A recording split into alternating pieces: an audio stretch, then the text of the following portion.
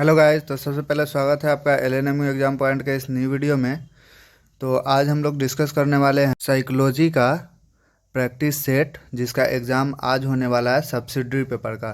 तो जिनका जिनका भी सब्सिडरी का एग्ज़ाम है आज और जिनका साइकोलॉजी विषय है सब्सिडरी में, वो इस वीडियो को लास्ट तक देखें। इसमें हम 90 क्वेश्चन को डिस्कस करेंगे जो कि बड़ी बड़ी इंपॉर्टेंट है और वो प्रैक्टिस सेट में दिया गया है। ये आपको रेखा या मनोरमा किसी भी गेस्ट पेपर के लास्ट में मिल जाएगा।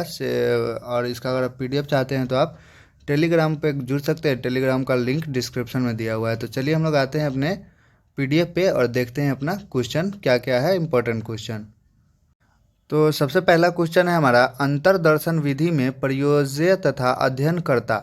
ऑप्शन ए है दो अलग अलग व्यक्ति होते हैं, बी एक ही व्यक्ति होता है, सी किसी की ज़रूरत नहीं होती है, या डी उपयुक्त सभी। तो इसका राइट आंसर हो जाएगा आंसर बी, एक ही व्यक्ति होता है। यानी कि अंतर्दर्शन विधि में प्रयोज्य तथा अध्ययनकर्ता दोनों एक ही होते हैं। वहीं अपने दूसरे क्वेश्चन की बात करें तो प्रतिध्वनिक स्मृति है, आंसर हो जाएगा ए अल्पकालीन स्मृति। प्रतिध्वनि स्मृति है अल्पकालीन स्मृति। वहीं अपने तीसरे क्वेश्चन की बात करें तो तीसरा क्वेश्चन है, आनुवांशिकता के वास्तविक निर्धारक होते हैं। इसका आंसर हो जाएगा ए जीन्स। जीन्स ही आनुवांशिकता के वास्तविक निर्धारण होते हैं। मैं जल्दी जल्दी में क्वेश्चन पढ़ ले रहा हूँ, आप इसका पीडीएफ लेके आप पढ़ सकते हैं क्योंकि वीडियो को लंबा नहीं करना है और अपने पास ज़्यादा टाइम भी नहीं है। तो चौथा क्वेश्चन है, अधिगम का प्रयत्न व भूल सिद्धांत बताया है। तो इसका आंसर हो जाएगा थॉर्नडाइक ने, यानी कि सी इज राइट आंसर। थॉर्नडाइक ने अधिगम का प्रयत्न व भूल सिद्धांत बताया है। वही हम अपने पांचवें क्वेश्चन की बात करें तो अपना पांचवा क्वेश्चन है, गिलफोर्ड के बुद्धि सिद्धांत में शामिल है तीन आयाम। इसका राइट आंसर हो जाएगा सी, तीन आयाम गिलफोर्ड के बुद्धि सिद्धांत में शामिल है। छठा क्वेश्चन है, मनोविज्ञान की सर्वोत्तम परिभाषा कौन सी है। तो इसका आंसर हो जाएगा सी, व्यवहार का सिद्धांत। व्यवहार मतलब बिहेवियर। बिहेवियर का जो मेथड है वो सबसे सर्वोत्तम परिभाषा यानी कि डिफिनीशन है मनोविज्ञान यानी साइकोलॉजी का। वहीं अपने सातवें क्वेश्चन की बात करते हैं तो मनोविज्ञान की उत्पत्ति किस शास्त्र से हुई है, यानी कि कौन सा वो शास्त्र है जिससे मनोविज्ञान की उत्पत्ति हुई है। तो इसका राइट आंसर हो जाएगा ए, यानी कि दर्शन शास्त्र। दर्शन शास्त्र से मनोविज्ञान यानी साइकोलॉजी की उत्पत्ति हुई है। क्वेश्चन नंबर 8 है, मनोविज्ञान की प्रथम प्रयोगशाला किनके द्वारा स्थापित किया गया था। तो इसका आंसर हो जाएगा आंसर सी, उंट द्वारा। और उंट को ही मनोविज्ञान का जनक कहा जाता है, यानी कि फादर ऑफ साइकोलॉजी उंट को कहा जाता है। यह भी आप लोग ध्यान रखिएगा। नौवां क्वेश्चन है, मनोविज्ञान की प्रथम प्रयोगशाला सर्वप्रथम किसने स्थापित की थी। मतलब यहाँ पे किसने नहीं, कहाँ होगा। किसने तो यहाँ पे हो गया हुआ है, कहाँ स्थापित की गई थी। तो इसका आंसर हो जाएगा लिपजिंग। लिपजिंग में प्रथम साइकोलॉजिकल का जो लेबोरेटरी है वो स्थापित किया गया था, प्रयोगशाला। और उंट ने मनोविज्ञान की पहली प्रयोगशाला की स्थापना कब की गई थी, यानी कि जो ये लिपजिंग में उंट ने प्रथम प्रयोगशाला की स्थापना की थी, उनका डेट क्या था। तो उसका डेट ऑफ ईयर है 1879, यानी कि 1879 में इसकी स्थापना की गई थी। वहीं अपने अगले क्वेश्चन 11 नंबर की बात करें तो किस मनोवैज्ञानिक ने सर्वप्रथम मनोविज्ञान को व्यवहार का विज्ञान कहा था, मतलब बिहेवियर का विज्ञान किसने कहा था साइकोलॉजी को। तो इसका आंसर हो जाएगा वाटसन। वाटसन ने सर्वप्रथम मनोविज्ञान को कहा था बिहेवियर का विज्ञान। मनोविज्ञान एक डैश है, तो इसका आंसर हो जाएगा सामाजिक विज्ञान, यानी कि सोशल साइंस इसको बोल सकते हैं। मनोविज्ञान एक सोशल साइंस है। 13वां क्वेश्चन है, मनोविज्ञान शब्द की रचना की। तो इसका आंसर हो जाएगा डी, मैलकथान ने। मैलकथान ने मनोविज्ञान शब्द की रचना की थी। वहीं अपने अगले क्वेश्चन की तरफ आते हैं तो 14वां क्वेश्चन है, जब व्यक्ति अपनी मानसिक क्रियाओं का अध्ययन स्वयं करता है तो वो कहलाती है, यानी कि जब कोई व्यक्ति अपना सेल्फ इंस्पेक्शन करता है तो वो कहलाती है अंतर्दर्शन विधि।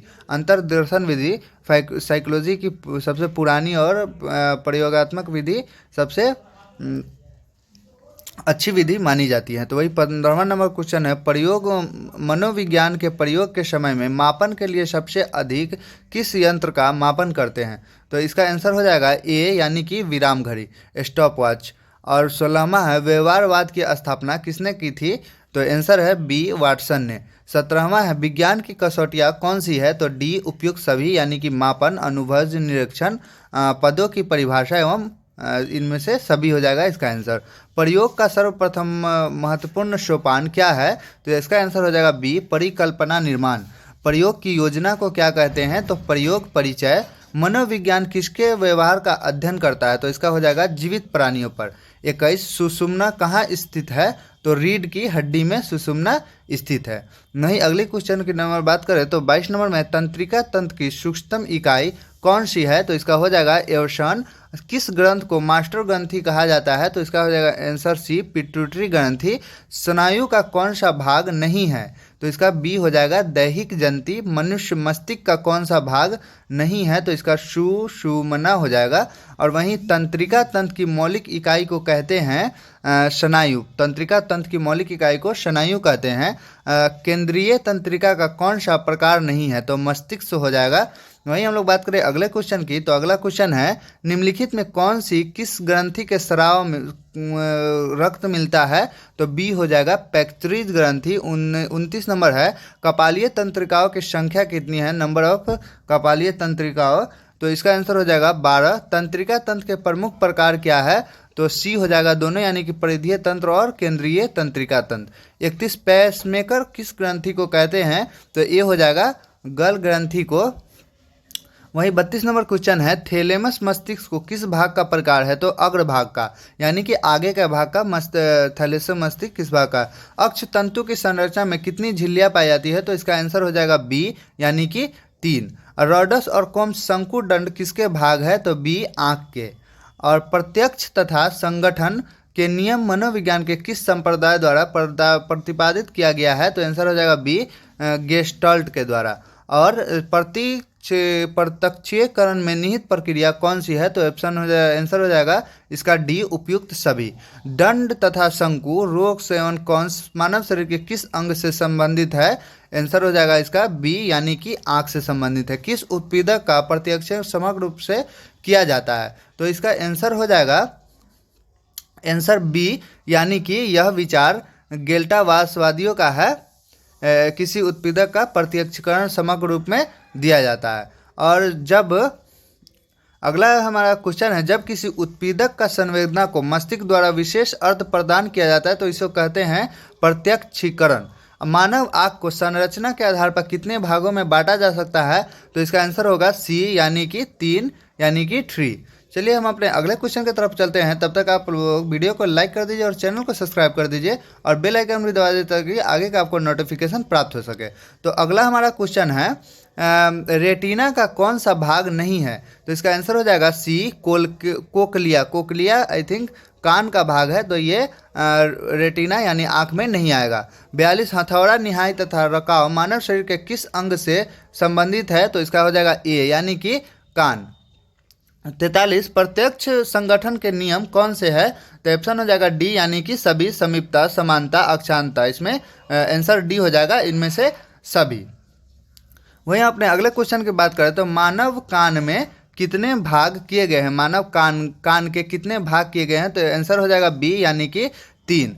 नेत्र की बाह्य आकृति कैसी होती है? तो सी हो जाएगा गोल तथा उभरी हुई। गोल तथा उभरी हुई। मध्य कान की कौन सी हड्डी नहीं होती है? तो ए, पर्दा। थॉर्नडाइक ने अपनी बिल्ली को भूखी रखी थी, क्यों? क्योंकि बी, जिससे उसमें तत्परता पैदा हो सके, यानी कि उनके खाने की भूख बढ़ सके और वो किस प्रकार रिएक्ट करती है ये देखने के लिए। जब अस्वाभाविक उत्पीड़न के कारण स्वाभाविक प्रक्रिया संबंधित हो जाती है तो यह क्या हो जाता है? तो इसका आंसर हो जाएगा सी, अंतर्दृष्टिक सिद्धांत, यानी कि सी इज राइट आंसर। अधिगम का गेलकास्ट सिद्धांत कौन सा है? तो इसका आंसर हो जाएगा सी, अंतर्दृष्टि। 50वां क्वेश्चन है प्राचीन अनुबंधन का प्रतिपादन किसने किया था? तो इसका राइट आंसर हो जाएगा आंसर बी, यानी कि पावलोव ने प्राचीन अनुबंधक का प्रतिपादन किया था।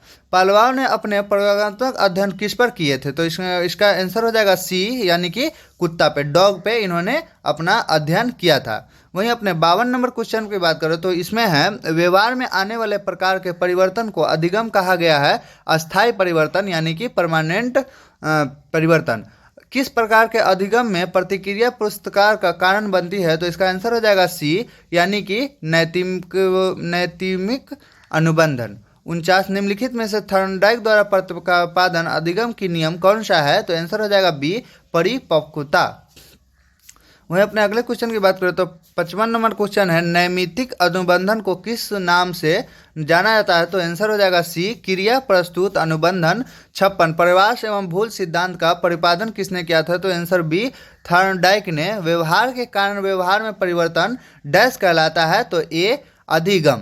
वही 58 नंबर क्वेश्चन है कि दोनों सूचियों को सुमेलित कीजिए, इसमें से आपको मिलाना है। तो ए का हो जाएगा 4, यानी कि अनुप्रयोग का एविंग हाउस, बी का 1 हो जाएगा, वहीं सी का 2 हो जाएगा और डी का 3 हो जाएगा। इस प्रकार से आप लोग मैच ऑफ द फॉलोइंग आप कर सकते हैं इसको। कोहलर ने अपने प्रयोग किस पर किए थे? तो बी है सुल्ताना नामक वन मानुष पे, यानी कि वो होमो सेपियंस जो वन मानुष थे उस पर किए थे। और प्राचीन अनुबंधन के प्रयोग में भोजन पहले तथा घंटी की ध्वनि बाद में की गई थी। इसका आंसर हो जाएगा बी, असत्य। थॉर्नडाइक ने प्रयास एवं भूल के अपने अध्ययन किस पे किए थे? तो इसका आंसर हो जाएगा सी, बिल्ली पे, यानी कि बिल्ली को उन्होंने भूखा रखा था इस पे अध्ययन करने के लिए।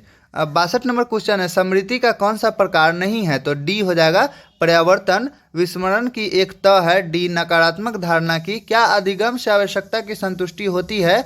तो ए, हाँ। स्मृति पाने के लिए सर्वाधिक उपयुक्त विधि है? आंसर ए, प्रत्यावाह। जब किसी अनुभव का अधिगम करने के तुरंत बाद धारणा की जांच की जाती है तो इस प्रकार के स्मरण को कहते हैं सी, अल्पकाल्पनिक। वहीं हम लोग 67 नंबर क्वेश्चन की बात करें तो धारणा की मापन करने वाली विधियों में सर्वाधिक संवेदनशील विधि है प्रत्याभिज्ञा। वहीं अगला हम लोग क्वेश्चन नंबर 68 में चलते हैं। तो 68 में हम लोग का स्मरण या स्मृति के कारण से अधिगम का पहचान के अलावा अन्य एक कारण अंतर कौन सा है? तो आंसर हो जाएगा ए, धारणा। वही 69 क्वेश्चन है, अल्पकालीन स्मृति में स्मरण का मूल कारण क्या है? तो विस्थापन। स्मरण में सन्निहित प्रक्रियाओं का सही क्रम क्या है? तो डी, इनमें से कोई नहीं। 71 नंबर क्वेश्चन है, वर्तमान अधिगम को पूर्व अधिगम द्वारा पूर्व अधिगम को वर्तमान बाधा पहुंचाए जाने की प्रक्रिया को क्या कहते हैं? व्यक्तिकरण। 30 सेकंड के बाद जब अधिगम की नई सामग्री की जांच की जाती है तो इस प्रकार के स्मरण को क्या कहते हैं? तो दीर्घकालीन। स्मरण का सर्वप्रथम प्रयोगात्मक अध्ययन किसने किया था? तो एविंग हाउस ने। स्मरण को ऐसी प्रतिक्रिया कहते हैं जिसमें कि आंसर हो जाएगा इसका डी, आवश्यकता अनुसार सूचना का पुनरुत्पादन किया जाता है। 75 नंबर क्वेश्चन, जब पूर्व अनुभव को वर्तमान में चेतना में लाने में असफलता प्राप्त होती है तो इसे क्या कहते हैं? तो हो जाएगा आंसर इसका डी, विस्मरण। वहीं 76 नंबर क्वेश्चन है, इमोशन शब्द की उत्पत्ति किस भाषा से हुई है? तो सी, लैटिन भाषा से। कैनन बार्ड का सिद्धांत किससे संबंधित है? तो व्यक्तित्व से। संवेदना विहित भूति के पहले संवेगात्मक व्यवहार होता है, यह कथन किसका है? जेम्स लॉजे का। व्यवहार में उपद्रव को कहा जाता है संवेग। वहीं हम लोग 80 नंबर क्वेश्चन की बात करें तो निम्नलिखित में कौन सा अंग संवेगों पर आधारित होता है? तो डी, उपथैलेमस। 81 नंबर क्वेश्चन है, संवेदन कौन तंत्र अधिक सक्रिय होता है? तो बी, सहानुभूतिक तंत्रिका तंत्र। संवेग उत्पन्न होने का कारण क्या है? तो डी, बेरोजगारी। अभिप्रेरणा का एक मुख्य तत्व है सी, अंत्रोनद। मानसिक परीक्षण का पिता किसे कहा जाता है? मेंटली जो परीक्षण होता है उसका पिता किसे कहा जाता है? बी ने। जोखिम उठाने की विशेषता क्या सूचित करती है? उपलब्धिक प्रेरक। किस अभिप्रेरक के कारण समाज वर्गीकृत किए जाते हैं? अनुमोदक। अग्र हाइपोथैलेमस के मध्य भाग में आघात पहुंचाने से समाप्त हो जाता है लैंगिक व्यवहार। मैकक्लेलैंड ने किस प्रेरक का व्यापक अध्ययन किया था? उपलब्धि। यौन अभिप्रेरण का मुख्य कारण है हार्मोन। व्यवहार को प्राप्त करने की आंतरिक स्थिति व प्रवृत्ति को मनोविज्ञान में किस नाम से जाना जाता है? अभिप्रेरण। आंतरिक शारीरिक संतुलन की प्रक्रिया का क्या नाम है? समव्यवस्थान। कौन सी अभिप्रेरणा अर्जित या सामाजिक नहीं है? नींद। कौन सी अभिप्रेरणा जैविक या प्राथमिक नहीं है? उपलब्धि। वहीं हम अपने अगले क्वेश्चन की तरफ चलते हैं। अगर वीडियो को अभी भी लाइक नहीं किया है तो अभी भी लाइक कर दो यार, और सब्सक्राइब कर दो चैनल को।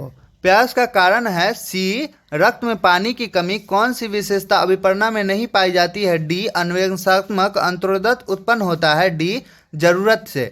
यकृत ग्रंथि स्थित होती है, यकृत ग्रंथि स्थित होती है पेट में। अनुवांशिकता के निर्धारक होते हैं जीन्स। किसे मध्यवर्ती परिवर्तन को प्रत्यय बताया है? थॉमसन। 100वां क्वेश्चन है, प्रत्याक्षात्मक संगठन का नियम कौन सा है? उपयुक्त सभी। वही हम लोग बात करते हैं अपने 101 क्वेश्चन यानी कि लास्ट क्वेश्चन के बारे में। तो अल्पर्ट ने अपनी परिभाषा में व्यक्तित्व के सी यानी कि बाहरी तथा आंतरिक दोनों प्रकार के गुणों पर बल दिए थे। तो आज के लिए इतना ही, चलिए वीडियो को समाप्त करते हैं। अगर आप चैनल पर नए हैं तो चैनल को सब्सक्राइब कीजिए, वीडियो को लाइक कीजिए और बेल आइकन दबाना नहीं भूलिए। मिलते हैं अगले वीडियो में, तब तक के लिए tata bye, see you later, best of luck for your exam.